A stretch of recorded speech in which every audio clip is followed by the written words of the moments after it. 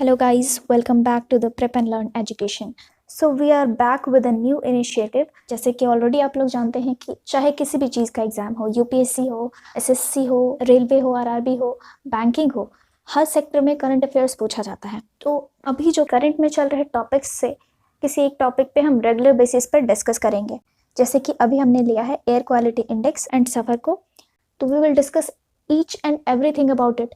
So let's get started. First of all, air quality index निकालता कौन है? तो ये आपका सीपीसीबी निकालता है। CPCB that means central pollution control board. ये जो इंडिया में जब लॉन्च हुआ था, जैसे अलग अलग कंट्री अलग अलग इंडेक्स यूज़ करती है एयर क्वालिटी का स्टेटस देखने के लिए, इसको मेज़र करने के लिए।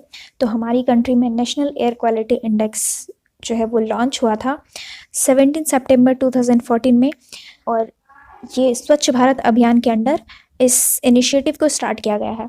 एयर क्वालिटी इंडेक्स का मेन फोकस होता है कि जो पॉल्यूटेड एयर है उसकी वजह से कुछ घंटों में या कुछ दिनों के अंदर आपके हेल्थ पे क्या इफेक्ट पड़ता है या क्या इफेक्ट पड़ने वाला है। ठीक है, तो एयर क्वालिटी को मेज़र करने के लिए हम लोग जनरली 8 एयर पॉल्यूटेंट का यूज़ करते हैं, जिसमें हम मेज़र करते हैं ग्राउंड लेवल ओजोन को, PM10, PM2.5, carbon monoxide, sulphur dioxide, nitrogen dioxide, ammonia and lead.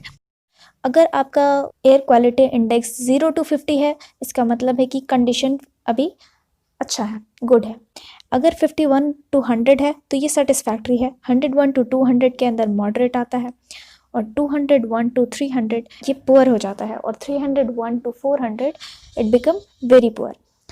अगर 400 से ज़्यादा हुआ इट बिकम सीवियर। अभी दिल्ली का कंडीशन सीवियर है, इसलिए ये टॉपिक रेगुलरली न्यूज़ में आ रहा है।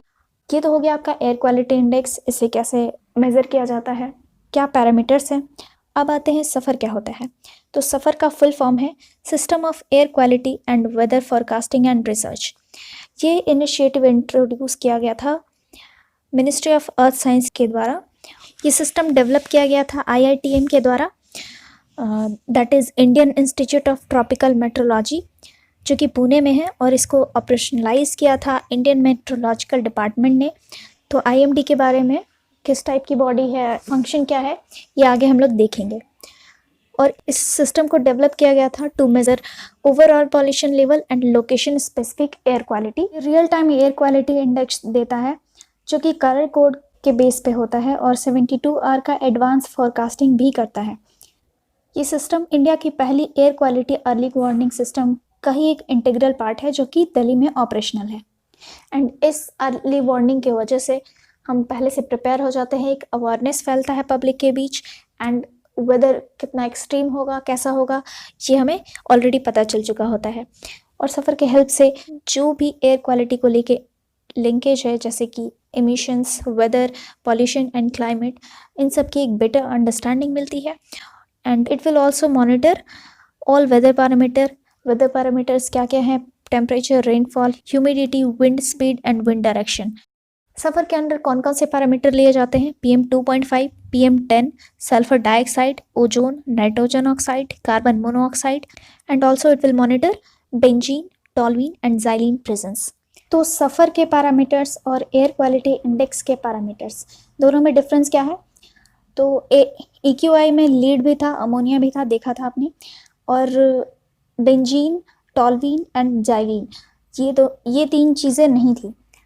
तो डिफरेंस क्या है? आपको क्वेश्चन में ये पूछ सकता है कि सफ़र में कौन कौन से पैरामीटर्स मेज़र किए जाते हैं। तो अगर आपको ऑप्शंस हो सकता है ये लेड दे दे, अमोनिया दे दे, ठीक है, तो आपको ये चीज़ ध्यान रखना है कि एयर क्वालिटी इंडेक्स में लेड और अमोनिया को मेज़र किया जाता है। Okay, and SAFA system would benefit cost saving to several other sectors like agriculture, aviation, infrastructure, disaster management skill, and tourisms. And now we will discuss about Indian Meteorological Department. ये आता है Ministry of Earth Science के under, and इसका headquarter Delhi में है, and it also operate 100 of observation station across India and Antarctica.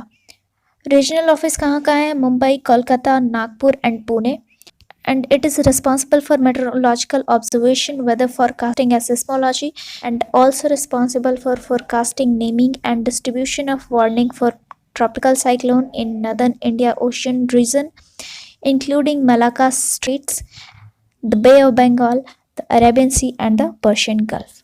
So we have covered each and everything जो भी आपको जानना चाहिए। ओके, आपके लिए क्वेश्चन है, good ozone and bad ozone क्या होता है?